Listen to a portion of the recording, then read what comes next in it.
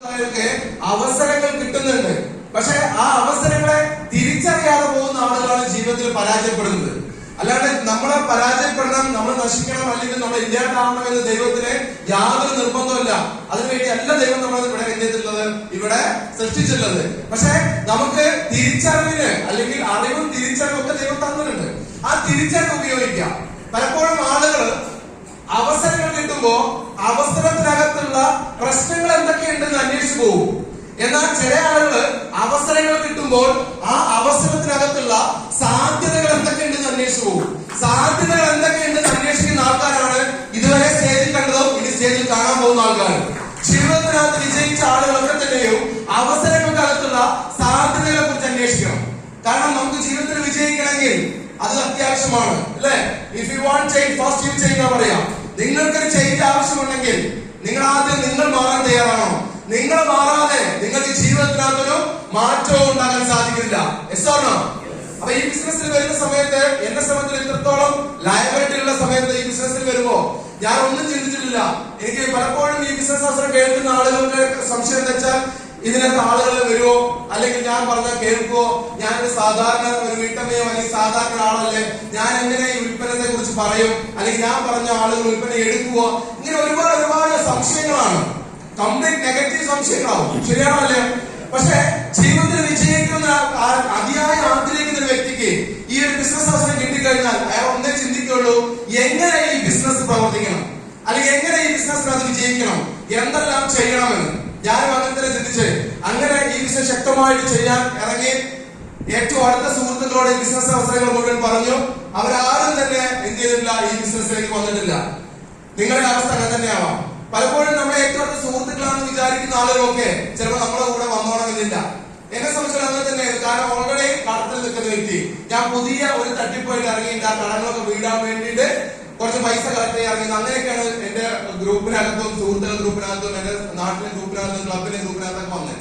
ഒരു സപ്പോർട്ടും എവിടുന്നുമില്ല.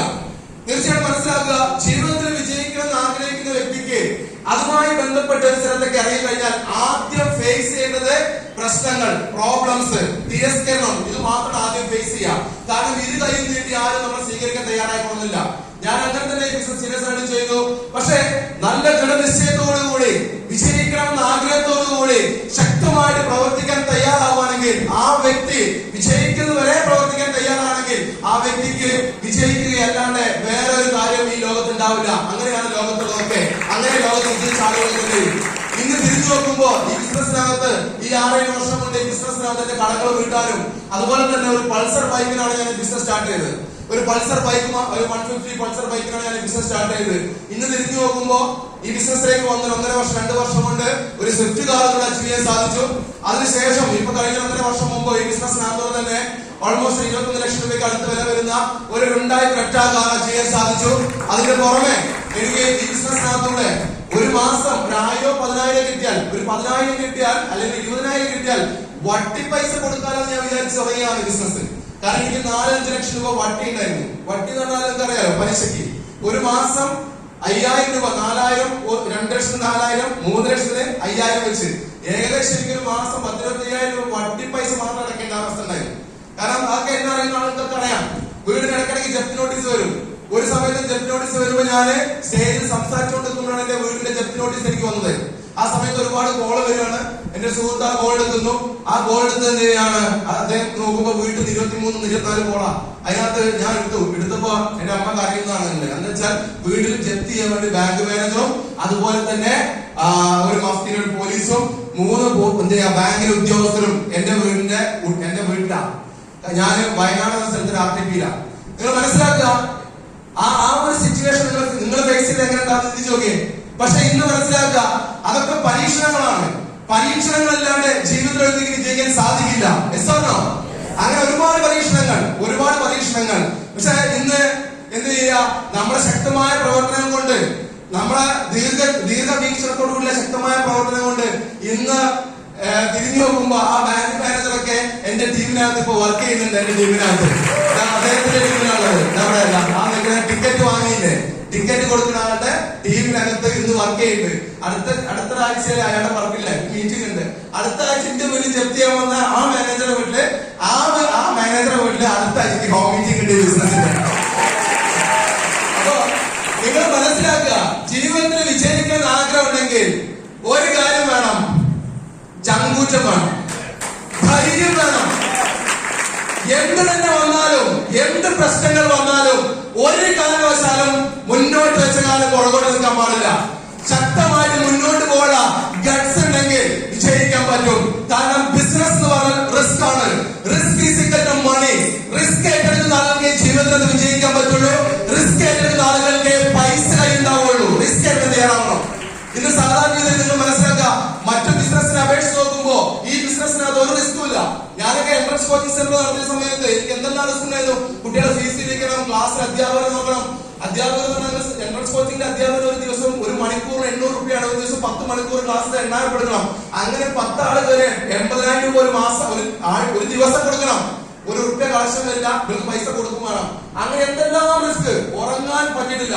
പക്ഷെ ഇവിടെ ഈ ബിസിനസ്സിനകത്ത് ചിന്തിക്കുക, ഒരു റിസ്കും ഇല്ല. നമ്മളെ കൂടെയുള്ള ആൾക്കാരെ കൂട്ടിപ്പിടിച്ച് കൂടപ്പുറപ്പിനെ പോലെ കണ്ട് അവരെ വിജയിപ്പിക്കാൻ വേണ്ടി ശക്തമായിട്ട് ഇറങ്ങി കഴിഞ്ഞാൽ അവരെ കൂടെ നമുക്ക് വിജയിക്കാൻ പറ്റുന്ന ഒരു നല്ല അവസരം ദൈവത്തിന്റെ കയ്യിലുള്ള അവസരം ഉണ്ടെങ്കിൽ ഞാൻ പറയും അത് മൈഗ്രേഷൻ മാർക്കറ്റിംഗ് ഗ്ലോബൽ പ്രൈവറ്റിനാണ്. അത് വിശ്വസിക്കുക, ശക്തമായിട്ട് വിശ്വസിക്കുക. നിങ്ങൾക്ക് അറിയാലോ, ഇന്ന് നമ്മുടെ കമ്പനിയുടെ MD, നമ്മുടെ ഓണർ, നമ്മുടെയൊക്കെ ഗോഡ് ഫാദർ, അദ്ദേഹത്തിന്റെ പ്രവീൺ സാർ പറഞ്ഞു 2030 ഉള്ളിൽ, അതായത് 3-4 വർഷത്തിന്റെ ഉള്ളിൽ 1000 പ്രൊഡക്റ്റിലേക്കാണ് മൈ ലൈഫ് സ്റ്റൈൽ എത്തുന്നത്. 1000 പ്രൊഡക്റ്റിലേക്ക്. ആ ഒരു സിറ്റുവേഷൻ നിങ്ങൾ ചിന്തിച്ചു നോക്കിയേ. 1000 പ്രൊഡക്റ്റിലേക്ക് എത്തുക എന്ന് പറഞ്ഞാൽ നമ്മൾ രാവിലെ എണീക്കുന്നത് തന്നെ മൈ ലൈഫിന്റെ പ്രൊഡക്റ്റിലാവും. ചിലപ്പോ കിടക്കയോ ഉറപ്പോ അല്ലേ, അതെല്ലാം 1000 പ്രൊഡക്റ്റ് ഉണ്ട്. അതെല്ലാം മൈ ലൈഫ് ആവും. ചെരുപ്പിടുന്ന മൈ ലൈഫ് ആവും അല്ലേ. ചിന്തിക്കുക, ബാത്റൂമിൽ പോയി കഴിഞ്ഞാൽ അവിടെ ഉപയോഗിക്കുന്ന എല്ലാ സാധനങ്ങളും മൈ ലൈഫ് ആവും. നമ്മള് ചായ പോയി കപ്പ് മൈ ലൈഫ് ആവും, ചായപ്പൊടി മൈ ലൈഫ് ആവും, എല്ലാം മൈ ലൈഫ് ആവും. നിങ്ങൾ മനസ്സിലാക്കുക, ആ ഒരു ലെവലിലേക്കാ വളരുക. എത്ര പേര് ചിന്തിക്കാൻ കഴിയുന്നുണ്ട്? ആ ഒരു സമയത്ത് ഒരു നെറ്റ്വർക്ക് ബിൽഡ് ചെയ്ത് നമ്മുടെ സുഹൃത്തുക്കളെ, അയൽവാസികളെ, കുടുംബക്കാരെ, കൂട്ടക്കാരെ, അതുപോലെ തന്നെ കൂടെ പഠിച്ചവരും കൂടെ പഠിക്കാത്തവരും തീരെ പഠിക്കാത്തവർ എല്ലാവരും നാട്ടുകാരൊക്കെ ഇറങ്ങി നടന്ന് ഒരു വലിയ നെറ്റ്വർക്ക് ബിൽഡ് ചെയ്ത സുഹൃത്തുക്കളെ ഒരു 2-3 വർഷം കഴിഞ്ഞാൽ നിങ്ങൾക്ക് ചിന്തിക്കാൻ പറ്റാത്ത രീതിയിലുള്ള പൈസ അക്കൗണ്ടിലേക്ക് വന്നുകൊണ്ടേയിരിക്കും. നിങ്ങൾ ആ സമയത്ത് എത്രയാണ് പണം വരുന്നത് നിങ്ങൾക്ക് ചിന്തിക്കാൻ പോലും കഴിയില്ല. കാരണം 1 ലക്ഷം ഫാമിലി, നിങ്ങളെ ഒരു 10,000 കുടുംബം ഉണ്ടെങ്കിൽ ഒരു കുടുംബം ഒരു മാസം മിനിമം 2,000 പേർക്ക് ഉൽപ്പന്നം വാങ്ങും ഇല്ലേ. ഒരു 10,000 5,000 അല്ലെങ്കിൽ 10,000 1000 ഏകദേശം 10 ലക്ഷം പേര് ബിസിനസ് അല്ലെ. ആ 1 കോടിയോ 10 ലക്ഷം 10,000 1000 എത്രയാവട്ടെ, നിങ്ങൾ അതിന്റെയൊക്കെ പേഴ്സന്റേജ് നിങ്ങൾ പറഞ്ഞില്ലെങ്കിലും പല്ലേക്കും, നിങ്ങൾ പറഞ്ഞില്ലെങ്കിൽ കുളിക്കും, നിങ്ങൾ പറഞ്ഞില്ലെങ്കിൽ എല്ലാ ഉൽപ്പന്നവും ഉപയോഗിക്കും. അതൊക്കെ നിങ്ങളെ വരുമാനമായിട്ട് മാറും. കാര്യങ്ങൾ മനസ്സിലാവുന്നുണ്ടോ? അപ്പൊ ഇന്ന് നിങ്ങൾ എന്താണ് നോക്കണ്ട, ഇപ്പൊ ആള് ജോയിൻ ചെയ്യുന്നുണ്ടോ ഇല്ലയോ നോക്കണ്ട, നിങ്ങൾ കൊടുക്കുന്ന ഉൽപ്പന്നങ്ങൾ വാങ്ങുന്നുണ്ടല്ലേ നോക്കണ്ട. അതൊന്നും നിങ്ങൾ നോക്കേണ്ട ആവശ്യമില്ല.